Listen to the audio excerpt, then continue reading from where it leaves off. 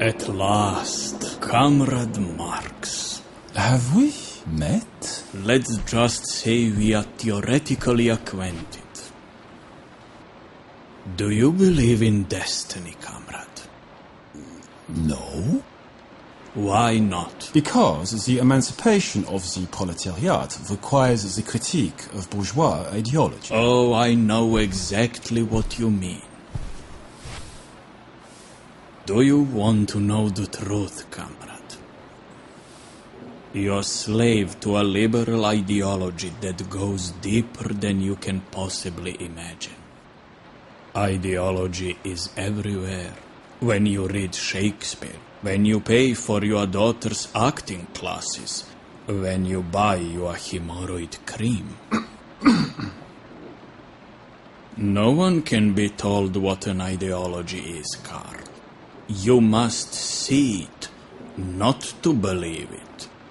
Take the blue pill, and you'll wake up in Cologne as the editor of a provincial newspaper and join a Masonic lodge. Take the red pill, and I will show you how far the permanent revolution goes. It's a nightmare they don't want to revisit. Кризис капитализма.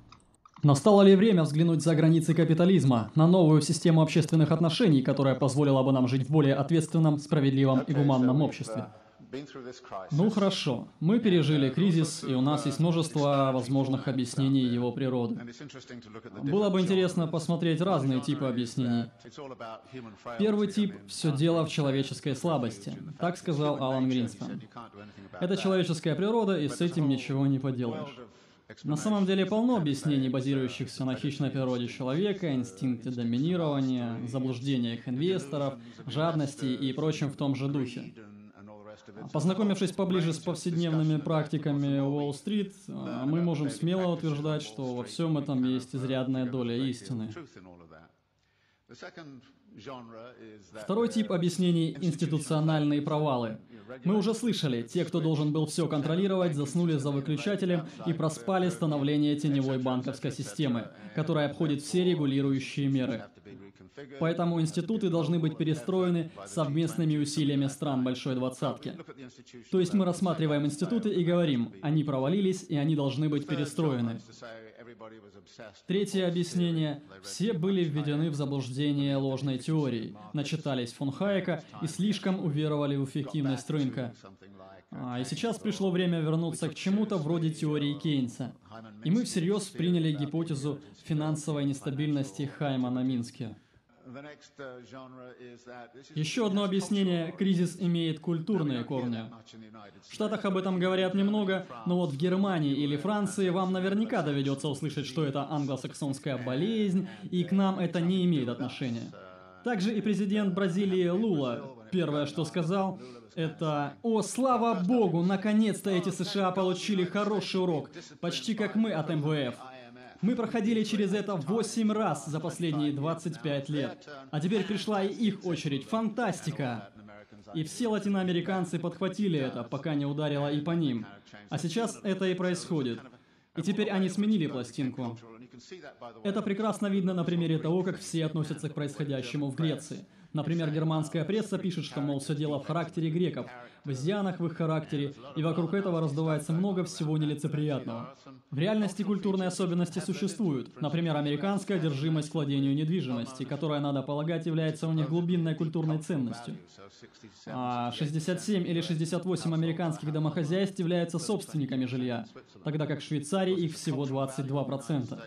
Но эта культурная особенность американцев поддерживается снижением налога на ипотечные займы, значительной субсидией, предоставляемой с 1930 года.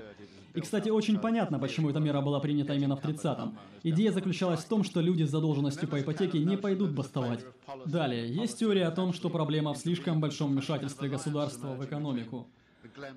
Любопытен альянс между Гленном Беком с Fox News и Всемирным банком, которые в один голос говорят, что было слишком много неправильного регулирования.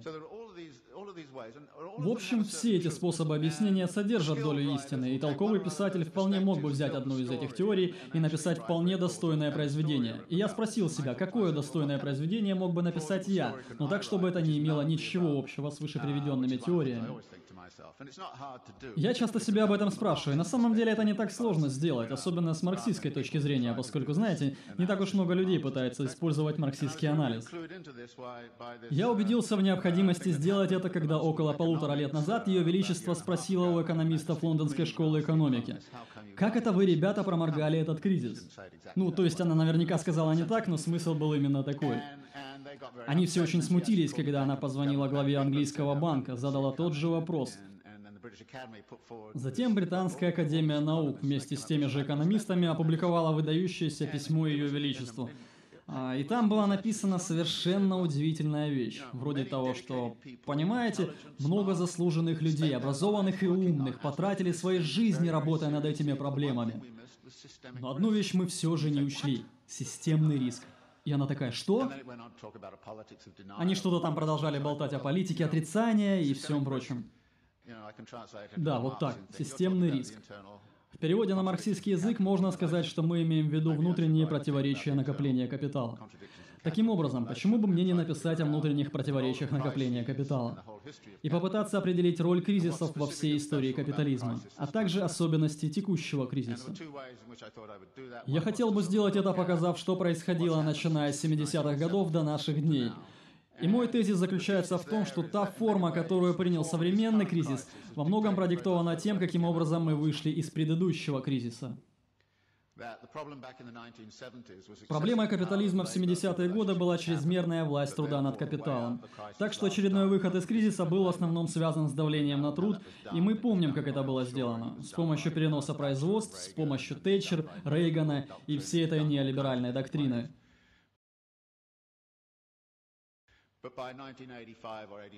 В результате к 85-86 годам все проблемы были решены, и капитализм имел доступ к дешевой рабочей силе по всему миру. Никто уже не считал, что в очередном кризисе виновата жадность профсоюзов, никто не говорил, что дело в излишней власти труда. И если уж на то пошло, корень проблемы в излишней власти капитала, в особенности финансового капитала.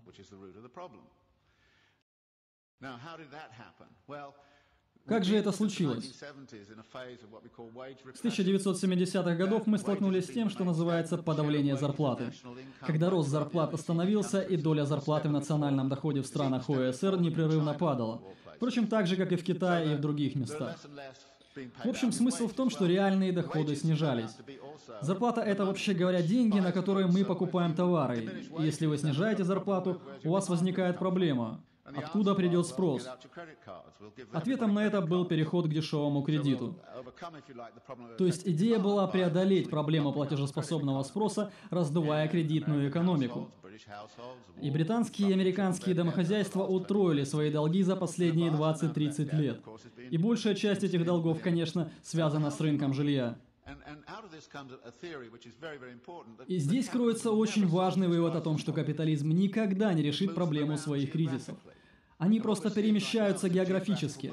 То, что мы видим сейчас, это географическое передвижение. И все говорят: но вроде в Штатах все налаживается. И тут рушится Греция. И все говорят: ну а что там по поводу свиней?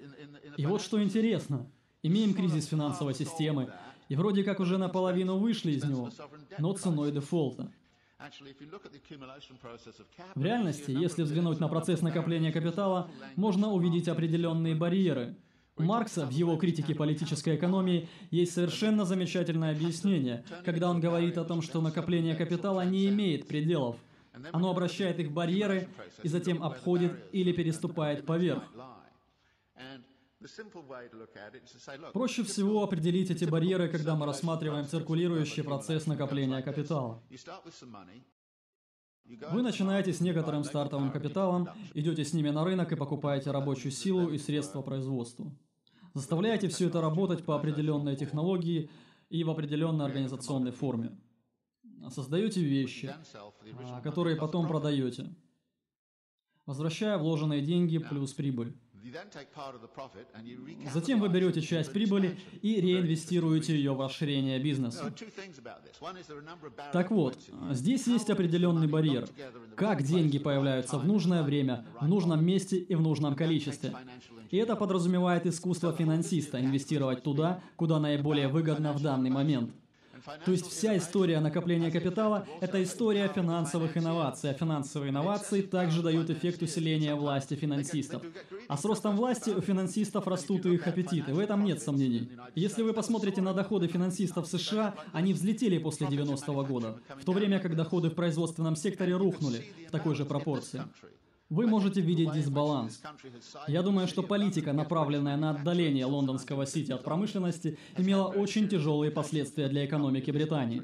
Она фактически раздавила промышленность, только чтобы удовлетворить интересы финансистов. Любой разумный человек сейчас должен был бы присоединиться к антикапиталистической организации. И придется. Иначе мы получим продолжение всего этого. И заметьте, продолжение со всеми возможными негативными аспектами. Например, накопление сверхбогатства. Вы можете подумать, что кризис затормозил этот процесс, но на самом деле в 2008 году в Индии появилось большее количество миллиардеров, чем за всю историю ранее. Это количество удвоилось в этом году. Состояние богатых в США за последний год выросло. Произошло то, что ведущие держатели хеджевых фондов получили вознаграждение в размере $3 миллиарда. Каждый за один год. Я думал, что это безумие, когда несколько лет назад они получали по 250 миллионов, а теперь каждый из них получает по 3 миллиарда. Это не тот мир, в котором я хочу жить. Если вы хотите жить в нем, ради Бога. Я не вижу, чтобы мы обсуждали это. У меня нет решения, но мне кажется, я знаю, в чем суть проблемы. И мы должны быть готовы вести полномасштабную дискуссию, которая отличалась бы от того, как это обычно происходит в публичной политике. Типа голосуйте за меня, и в следующем году все будет нормально. Да это чушь собачья. Вы должны понимать, что это чушь, и говорить это вслух. И как мне представляется, у всех ученых, вовлеченных в эту дискуссию, есть долг изменить свой способ мышления.